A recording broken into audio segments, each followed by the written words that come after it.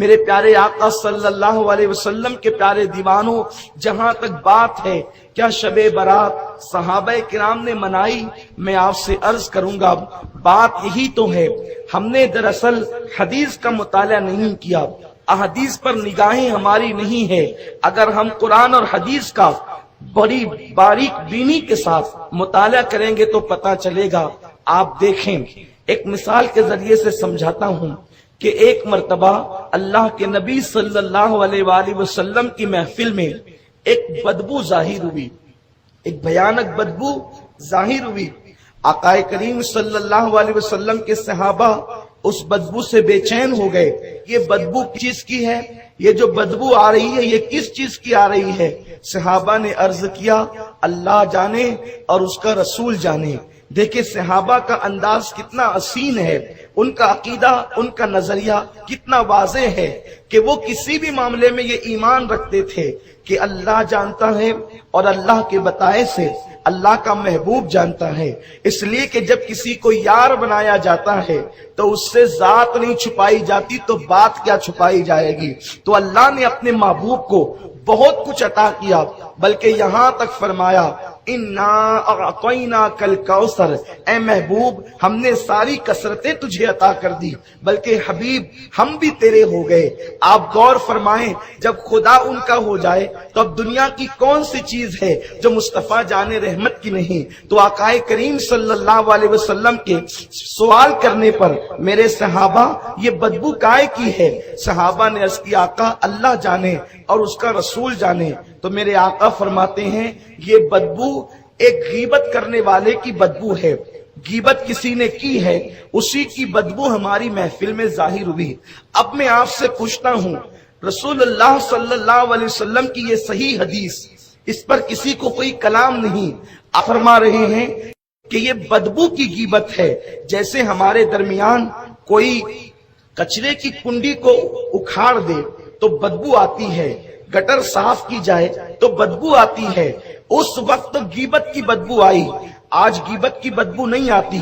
تو اس کا مطلب یہ ہے کہ آج مسلمان غیبت سے پاک ہیں، کسی گلی میں غیبت نہیں ہو رہی ہے، کسی گلی میں غیبت نہیں ہو رہی ہے، کسی گھر میں غیبت نہیں ہو رہی ہے، کسی محلے میں غیبت نہیں ہو رہی ہے، غیبت کہیں نہیں ہو رہی ہے۔ بتائیں اگر کوئی یہ بات بڑے سے بڑا عالم کہے، بڑے سے بڑا شیخ الحدیث کہے، بڑے سے بڑا خطیب کہے، آپ کہیں گے ملا جی آپ کو حالات سے ناواقفیت ہے، آپ کو نہیں پتا، آپ غیبت کی ختم ہونے کی بات کرتے ہیں۔ ارے کل تک جو قوم غیبت سے روکتی تھی آج وہی اہل جبہ و دستار غیبت میں مبتلا ہیں۔ کل تک کے عورتیں غیبت کرتی تھی آج مرد بھی غیبت میں مبتلا ہیں۔ کل کے مقابلے میں رسول اللہ کا دور تو خیر القرون تھا، اس دور کے اندر سے زیادہ غیبت تو آج کے دور میں ہے۔ وہ کون بندہ ہے جو غیبت سے محفوظ نہیں؟ وہ کون ہے جو غیبت نہیں کرتا؟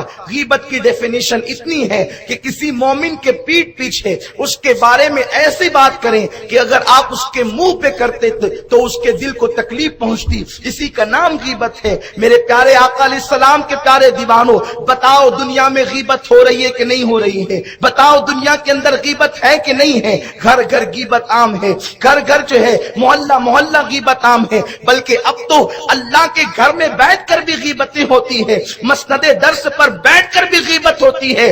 پھر مجھے بتاؤ وہ بدبو کیوں نہیں آتی جو رسول اللہ کی محفل میں آئی تھی؟ وہ محفل رسول میں جو بدبو آئی تھی وہ آج کی محفلوں میں کیوں نہیں آتی؟ اس کی وجہ یہ ہے کہ جو انسان صاف ستھرے ماحول میں رہتا ہے اور اچانک وہ بدبودار ماحول میں چلا جائے تو اس کو بدبو کا احساس ہوتا ہے، لیکن انسان اگر بدبودار ماحول میں رہتے رہتے اتنا عادی ہو جاتا ہے بدبو کا کہ اس کی ناک کے کیڑے مر جاتے ہیں، پھر اس کو بدبو نہیں آتی اور وہ وہاں پر شان سے جیتا ہے۔ اچھے ماحول سے بدبو میں آنے والا اپنی ناک پر ہاتھ رکھ کر کے آتا ہے، لیکن وہ بندہ جو بدبو کے ماحول میں رہتا ہے اسے بدبو کا احساس نہیں ہوتا۔ تو صحابہ کرام کا ماحول بدبو سے پاک تھا، اس لیے غیبت سے پاک تھا، اس لیے انہیں غیبت کی بدبو آ گئی۔ اور آج کا معاشرہ غیبت غیبت غیبت اتنی بدبو پہلے سے موجود ہے کہ اب ہماری ناک اس بدبو کو، غیبت کی بدبو کو محسوس نہیں کرتی۔ تو اب یہ کہنا کہ صحابہ کی محفل میں غیبت کی بدبو آئی تھی، اگر آج بدبو نہیں آتی تو میں نہیں مانتا کہ دنیا میں غیبت نہیں ہوتی۔ اب اس حدیث کو سامنے رکھیں، اس کی تشریح کو سامنے رکھیں۔ اب یہ کہنا کہ کیا صحابہ نے مسجد نبوی سجائی تھی، کیا صحابہ نے شب برات منائی تھی؟ نادان مجھے ایک رات ایسی بتا دے کہ جس رات میں صحابہ نے مصلی پر بیٹھ کر اللہ کی بارگاہ میں آنسو نہ بہائے ہوں۔ کوئی ایک رات ایسی بتا دو کہ جس رات صحابہ نے نوافل نہ پڑھے ہوں۔ ایک رات ایسی بتا دو جس رات صحابہ نے قرآن کی تلاوت نہ کیے ہو۔ صحابہ کی رات و دن کو قرآن یوں بیان کرتا ہے، اللہ اکبر، رات و دن کو یوں بیان کرتا ہے۔ میرے آقا صلی اللہ علیہ وسلم کے غلاموں، آقا کریم کے صحابہ کی ڈیفینیشن اس انداز سے بیان کی جاتی ہے، محمد الرسول اللہ والذین معہ اشداء علی الکفار رحماء بینہم تراہم رکعا سجدا یبتغون فضلا من اللہ ورضوانا۔ تراہم، جب بھی تم ان کو دیکھو گے اس حالت میں دیکھو گے وہ کثرت سے رکوع کر رہے ہیں، کثرت سے سجدے کر رہے ہیں۔ کیوں کر رہے ہیں؟ اس لیے کہ وہ اللہ کی رضا چاہتے ہیں، اور کثرت سے رکوع و سجود کی وجہ سے سیماہم فی وجوہہم من اثر السجود، اللہ نے کثرت رکوع و سجود سے ان کے چہروں کو جگمگا دیا ہے، ان کے چہرے چمک گئے ہیں۔ ارے ان کی پہچان ہی تھی کہ وہ رات و دن اللہ کی عبادت کرتے تھے۔ رات و دن تو یوں بیان کیے، اور ان کے لمحے لمحے کو قرآن بیان کرتا ہے، الذین یذکرون اللہ قیاما وقعودا وعلی جنوبہم ویتفکرون فی خلق السماوات والارض ربنا ما خلقت هذا باطلا سبحانک فقنا عذاب النار۔ صحابہ کے لمحے لمحے کو قرآن جو کہتا ہے، رات و دن تو اپنی جگہ ہے کہ وہ کھڑے ہوتے ہیں تو اللہ کا ذکر کرتے ہیں، وہ لیٹتے ہیں تو اللہ کا ذکر کرتے ہیں، وہ بیٹھتے ہیں تو اللہ کا ذکر کرتے ہیں، وہ کروٹیں لیتے ہیں تو بھی اللہ کا ذکر کرتے ہیں۔ ان کی ہر رات شب برات تھی، ان کی ہر رات شب برات تھی۔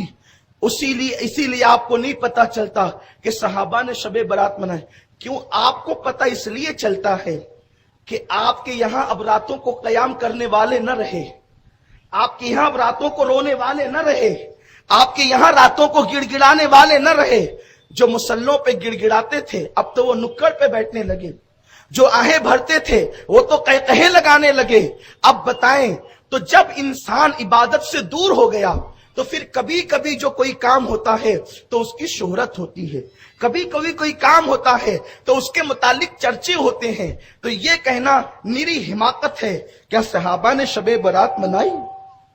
ارے ان کی ہر رات عبادت کی رات تھی۔